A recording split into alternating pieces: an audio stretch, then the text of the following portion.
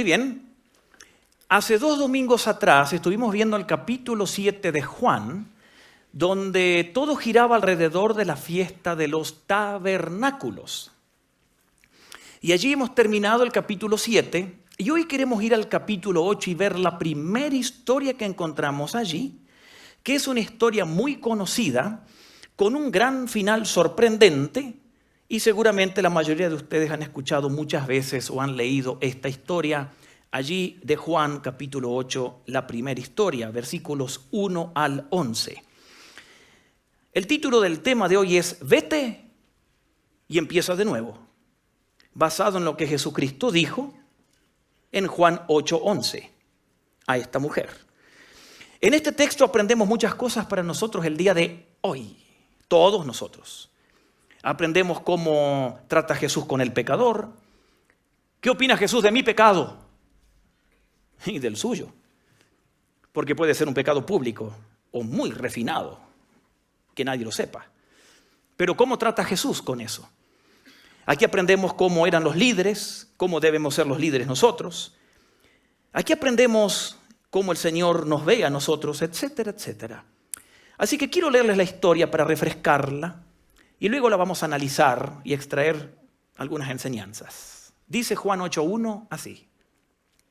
Pero Jesús se fue al monte de los Olivos.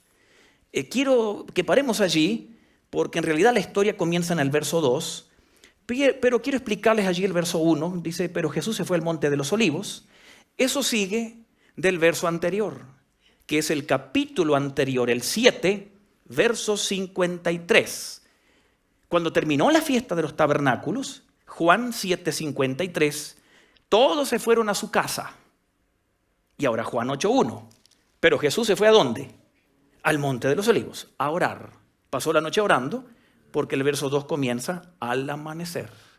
Ahora, parece que no habría una división en la historia entre los capítulos 7 y 8, o que no debiera haber una división de capítulos. Bueno, debemos recordar algo, que la división de capítulos y versículos en la Biblia no fue lo que escribió Juan, o Moisés, o Nehemías, o Daniel, o Mateo. El Antiguo Testamento escrito en hebreo, el Nuevo Testamento escrito en griego, se escribieron de corrido los libros, pero era muy difícil encontrar algo. Por lo tanto, la división que tenemos hoy en día en las Biblias de capítulos y versículos se hicieron por allá por el año 1500 y pico. Y de ahí nosotros usamos esas divisiones y otras iglesias obviamente también, y tenemos la Biblia como la tenemos hoy en día, cada libro dividido en capítulos, que son los números grandes, y versículos, que son los números chiquititos. Hace 500 años se hizo eso. Pero el texto original, inspirado por el Espíritu Santo, no son los números, ni los títulos de los párrafos, es el texto. Eso es para que lo sepan. Juan 8:2, vamos a la historia. Al amanecer se presentó de nuevo Jesús. ¿Dónde? En el templo. Toda la gente se le acercó y se sentó Jesús a enseñarles. Los maestros de la ley y los fariseos llevaron entonces a una mujer sorprendida en adulterio y poniéndola en medio del grupo de todos, le dijeron a Jesús: Maestro, esta mujer se le ha sorprendido en el mismo acto del adulterio y en la ley Moisés nos ordenó apedrear a tales mujeres. ¿Tú qué dices? Con esta pregunta estaban tendiéndole una trampa a Jesús para tener de qué acusarlo. Pero Jesús se inclinó y con el dedo comenzó a escribir en el suelo. Se hizo el loco Jesús. Verso 7. Y como ellos lo acosaban a preguntas, Jesús se incorporó y les dijo: mátenla, apedréenla, no hay problema. Pero, a aquel de ustedes que esté libre de pecado, que sea el que tire la primera piedra. E inclinándose de nuevo, siguió escribiendo en el suelo. Al oír esto, se fueron retirando uno tras uno los acusadores, comenzando por los más viejos, hasta dejar a Jesús solo con la mujer, que aún seguía allí. Entonces él se incorporó y le preguntó, como si no supiera, ¿no? Mujer, ¿dónde están? Ya nadie te condena. Nadie, Señor. Tampoco yo te condeno. Y Jesús le pide dos cosas. Vete y no vuelvas a pecar. Noten la paradoja de estos líderes religiosos. Verso 2. Jesús se va al templo a enseñar. ¿Qué enseñó? El Nuevo Testamento no, porque no existía. Enseñó algún salmo, los libros proféticos o la ley. Y aquellos que eran guardianes de la ley van a Jesús a traerle a una mujer, hablándole que Jesús debía cumplir la ley. ¿Por qué no se sentaron a escuchar a aquel que les enseñaba la ley? Y traen a una mujer allí a Jesús. Ahora póngase a pensar que la mujer no estaba vestida, no estaba arreglada. La mujer estaba semidesnuda con toda su vergüenza y obviamente no la traían con respeto porque estaban decididos y los líderes gozaban ese momento. La empujaron y la trajeron en el medio de toda una multitud de gente que estaba escuchando a Jesús. Yo me puedo imaginar esos líderes gozando ese momento. ¿Se da cuenta? Y la traen a esta mujer allí a Jesús. Todo, como dice el verso 6, para tenderle una trampa ¿a quién? A Jesús. Porque lo odiaban. Porque aquellos que eran unos fracasados, como siempre sucede en la vida en cualquier ámbito, los fracasados odian el triunfo de los exitosos. Y aquellos fracasados que la gente no les escuchaba, fueron a traerle una mujer a Jesús para tenderle una trampa a Jesús. Porque ustedes saben, estos mismos líderes, en el capítulo 7, son los que arremetieron contra Jesús y mandaron a arrestarlo para matarlo. Son los mismos líderes del capítulo 7. Y entonces querían matar a Jesús, era la idea. Ahora, para entender el texto tendemos que entender qué están diciendo ellos. Dicen, la ley de Moisés nos ordenó apedrear o matar a estas mujeres encontradas en adulterio. ¿De dónde sacaron eso? Eso está en la Biblia, en la ley de Moisés. En el libro de Levítico, capítulo 20, versículo 10. Dice así, déjeme leérselo. Levítico 20, 10. Si alguien comete adulterio con una mujer, tanto el adúltero como ella serán condenados a muerte. Yo me pongo a pensar, ¿y por qué no trajeron al hombre que se acostó con ella? Póngase a pensar, porque era una cultura bien machista como la nuestra. Entonces la que había que condenar era a ella. Pero el hombre tenía que correr con la misma suerte. ¿Se da cuenta? Y allí Levítico 10 dice que había que matarlos a ambos. Pero en el verso 5 aquí de Juan 8, los líderes dijeron a Jesús, verso 5, aquí del capítulo 8, en la ley Moisés nos ordenó apedrear. ¿De dónde sacaron la idea de tirarle piedras? También de la Biblia, pero no del libro de Levítico, sino de Deuteronomio, capítulo 22, versículos 23 y 24, donde dice así, Deuteronomio 22, 23 y 24. Dice así, si en una ciudad se encuentra un hombre con una mujer y se acuestan juntos, cometen adulterio, a ambos los llevarán ante las autoridades y a ambos los van a apedrear para quitar el mal en el pueblo. Aquí en Deuteronomio 22 se dice cómo había que matarlos. Y de eso se toman los fariseos y los líderes religiosos allí para tenderle una trampa al Señor bendito Jesucristo. La pregunta es, ¿dónde está la trampa que le querían tender? La cosa era la siguiente. Si Jesús decía, está bien, cumplamos la ley, matémosla. Entonces estos líderes iban a acusar a Jesús ante el imperio romano allí en Israel, en Jerusalén. Porque el que gobernaba, como vimos hace 2 semanas atrás, Israel, ¿quién era? Roma.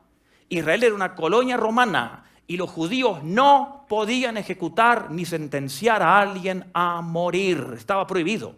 Por eso a Jesús los judíos no lo mataron. Los judíos pidieron a las autoridades romanas en Jerusalén que maten a Jesús. ¿Recuerdan? Y los romanos lo mataron a Jesús. Los judíos no, porque no podían matar a nadie. Entonces, si Jesús decía, cumplamos la ley de Moisés, matémosla, que era lo correcto, lo justo, entonces Jesús era llevado a las autoridades romanas y acusado, y ya tenían de algo de qué valerse los líderes. Pero si Jesús decía, perdonémosla, también caía en la trampa. Porque si Jesús decía eso, los líderes judíos lo iban a acusar a Jesús de que no era misericordioso, de que estaba en contra de la ley de Moisés. De ambas maneras, la trampa estaba hecha y de ambas maneras iba a caer. Iba a ser acusado ante el Sanedrín o acusado ante el Imperio Romano. Pero me encanta Jesús, porque Jesús les da vuelta a la tortilla. Y ante la insistencia de ellos para que caigan en la trampa, Jesús se hace loco y escribe en tierra. A propósito, ese es el único lugar en los evangelios donde dice que Jesús escribió. No dice qué, menos mal, si no idolatraríamos lo que escribió. Pero sabía escribir. Y no sabemos qué escribió. Pero Jesús allí como que no les da importancia, sigue escribiendo en el suelo. Y ustedes pueden imaginarse la escena. Así mucha gente. Y la pobre mujer allí quizás llorando, avergonzada, semidesnuda. Pero los líderes religiosos gozaban de eso. Y entonces allí se la trajeron a Jesucristo. Y allí están esos acusadores que cuando Cristo va a hablar, los acusadores terminan siendo acusados. Maravilloso lo que Jesús hace. Y antes de ver la respuesta y la reacción de Jesucristo, quiero que veamos dos cosas en la actitud de estos líderes, que eran los maestros de la ley, los religiosos, los que tenían que cuidar las Escrituras, los que sabían el Antiguo Testamento. Hay dos actitudes en ellos terribles. Primero, ellos pensaban que como eran la autoridad, eso implicaba que ellos y su trabajo era la crítica y la condena. Siempre vemos a estos líderes religiosos condenando a los demás, criticando a los demás, siempre. Estos mismos son los que en el capítulo 5 condenaron cuando Cristo hizo un gran milagro a un paralítico. ¿Recuerdan? Del estanque, que estaban enojadísimos. Son los mismos líderes. ¿Por qué? Porque para ellos el liderazgo era condenar a los demás. Y muchos líderes son así, y de muchas iglesias. Parece que disfrutan señalar y condenar a los demás. Qué interesante. Pero el ser líder no implica que uno tiene el derecho a condenar. Es más, cada vez que usted ve o lee en la Biblia que Judas entregó a Jesús, tiene que recordar una frase. Ese sería yo, si no fuera por la gracia de Dios. Cada vez que usted lee que Pedro negó a Jesús, recuerde la frase. Ese sería yo, si no fuera por la gracia de Dios. Cada vez que usted ve a un cristiano cuando cae, debe recordar. Ese sería yo, si no fuera por la gracia de Dios. Recuérdelo. Porque nosotros no tenemos la autoridad para condenar a la gente. ¿Por qué? Porque sería yo el que está tirado. Si no fuera, ¿por qué? Por la gracia de Dios. Lo otro que encontramos aquí es que ellos miraban a la gente como herramientas. En vez de ayudar a esta mujer, no les importó ni el nombre, ni los sentimientos, ni el futuro de esta mujer. La trajeron como una carnaza porque parecían perros insaciables estos líderes que solo se contentaban con criticar y condenar y señalar a los demás. La pusieron en medio para cumplir sus objetivos porque querían deshacerse de Jesús, pero claro, también matar a la mujer. Ellos gozaban con eso. Qué triste la actitud de ellos, mirar a la gente como herramientas. Gracias al Señor, el Señor no nos mira a nosotros como herramientas o como números, o no nos mira como medios para lograr fines. El ser humano es el fin para nuestro Señor. Ahora bien, noten las respuestas de Jesús aquí, maravillosas. Bueno, en el verso 6, cuando a Jesús lo increpan, Jesús escribe, no les da importancia. En el versículo 7 encontramos que a Jesucristo lo acosan, dice, noten en el verso 7, lo acosaban, le hacían bullying con las preguntas. ¿Tú qué dices? Mira, ahí está la mujer, hay que apedrearla, matémosla. ¿Tú qué dices? Así lo acosaban a Jesús. Y dice allí también en el versículo 7 que como lo acosaban tanto, Jesús ya se hartó de ellos. Y dice que Jesucristo se pone en pie. Imagine la escena. Allí está la mujer semidesnuda. Allí está la multitud que vino a escuchar a Jesús. Y allí están los líderes. Y Jesús allí se pone en pie y les dice entonces, está bien, apedréenla. pero el que primero tira la piedra que esté sin pecado. Y entonces allí encontramos frente a frente, ojos con ojos, la que nos representa a todos nosotros, la miseria humana, con la gracia divina, cara a cara. Y aquella mujer entendió en ese momento que sola y solos nosotros, cada uno de nosotros en la presencia del Señor, a solas, encontramos perdón. Porque Jesús se deleita en perdonar, mientras esos líderes en condenar. Pero como dice Juan 3:17, el Hijo del Hombre vino al mundo no para condenar al mundo, sino para que el mundo sea salvo por él. Para eso vino el Señor Jesucristo a esta tierra. No para condenar. No como esta gente que se disfrutaban condenando a la mujer. Jesús no lo disfrutaba. Jesús disfrutaba perdonando a la mujer. Y allí se encuentran cara a cara. Por favor, mírese usted en la mujer. Porque ella a mí me representa. A usted también, ¿eh? Ella nos representa a nosotros. Cara a cara con el Señor. La santidad. Aquel que nunca pecó. Aquel que pudo tirar la primera piedra estaba allí ante la mujer. Y no le tiró la piedra. ¿Se da cuenta? Aquel que tenía toda la autoridad y el aval para tirar la primera piedra, no lo hizo. Y aquellos hombres acusadores, acusados por sus conciencias, uno a uno van tirando la piedra al suelo o dejándola caer y salen huyendo. Pero con más bronca que nunca, porque más adelante vamos a ver que vuelven a acercarse a Jesús para increparlo y buscando maneras de matarlo.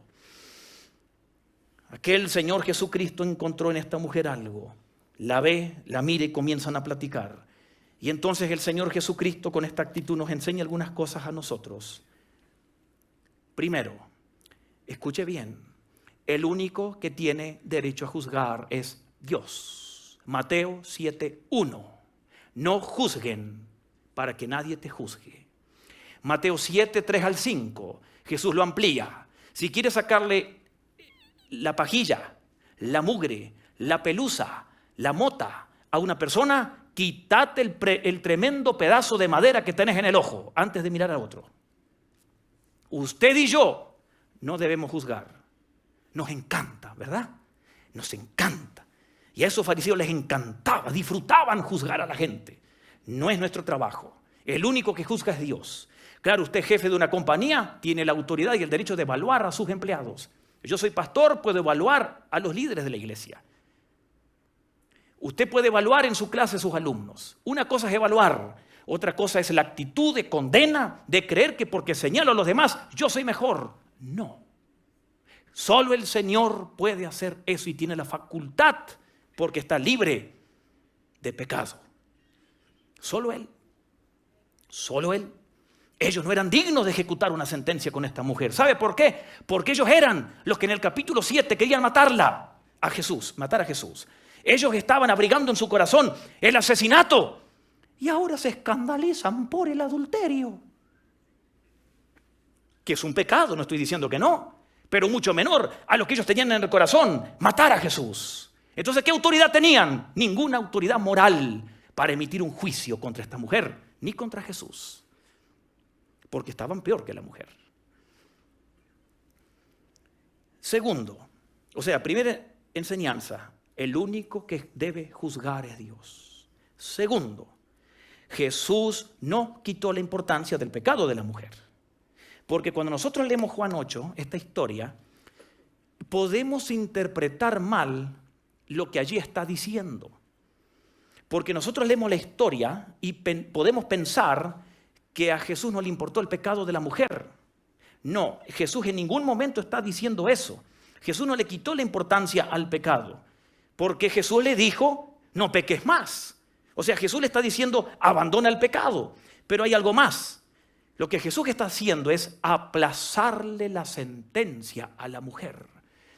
Jesús dijo, yo tengo el derecho de condenarte y juzgarte. Yo te puedo tirar la piedra, pero ahorita no es el tiempo. No lo voy a hacer. Te voy a dar algo. Vete.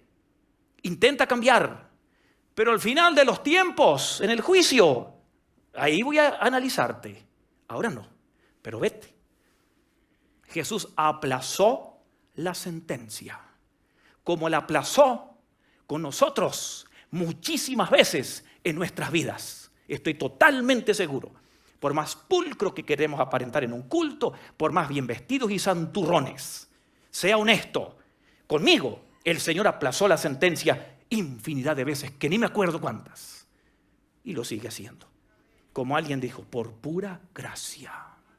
Nadie es mejor que otro. Ante la cruz estamos en el mismo nivel. Todos, absolutamente todos.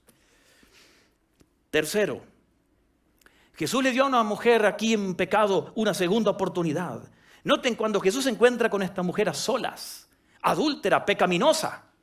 Jesús no le dijo, eres una miserable, arruinaste tu vida, te voy a condenar. Nunca el Señor hace eso con nosotros. El Señor le dijo, sí, yo sé, arruinaste tu vida, pero ¿sabes qué? Te voy a dar otra oportunidad, porque el evangelio de Jesucristo es un evangelio de nuevas oportunidades, siempre, siempre, siempre, siempre. Por eso estamos aquí. Por eso. Siguiente lección. Jesús tiene fe en la mujer. Cuando Jesús le dice, vete y no peques más, le está diciendo, yo sé que tú puedes cambiar. Yo sé que tú puedes mejorar. Con mi ayuda, con la intervención del Espíritu Santo, te voy a dar la fuerza para vencer. Te voy a dar la ayuda que necesitas y vas a cambiar y vas a mejorar tu vida. Y es lo mismo que el Señor nos dice a todos nosotros hoy y te lo dice a ti. Yo sé que tú puedes cambiar. Tengo fe en ti, tengo altas expectativas en ti. Sé que puedes dejar tus malas palabras, sé que puedes dejar tus malos hábitos. Como dice el Evangelio, el que roba, que se ponga a trabajar. El que es avaro, que sea generoso. El que miente, que diga la verdad. Siempre el Señor nos da su fe y Él cree en nosotros. Él cree en ti, cree que puedes mejorar.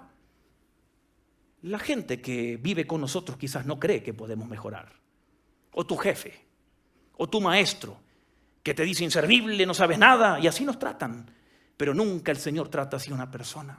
Él siempre cree en nuestras posibilidades. Él siempre cree que podemos llegar a ser mucho más de lo que nos imaginamos y pensamos. Él sabe que con su ayuda todo es posible. Nuestro Señor Jesucristo cree en mí, en ti y en usted. Él tiene fe en ti totalmente. No está conforme como somos hoy, pero Él tiene altas expectativas porque sabe que podemos cambiar y mejorar con la intervención suya en nuestras vidas. Amén. Jesús nos da oportunidades. Él cree en nosotros.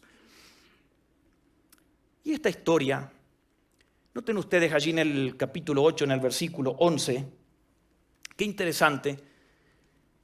El Señor, en el verso 10 le dice, mujer, ¿dónde están? Jesús sabía muy bien dónde estaban. Cuando Adán pecó y Dios le dice, ¿dónde estás? No es porque a Dios se le fue el control. Dios sabe y Dios lanza preguntas para que el ser humano reaccione. Nadie está aquí. Lo interesante es que la mujer no salió huyendo. Se dio cuenta. Los demás huyeron. La multitud estaba allí que querían escuchar las enseñanzas.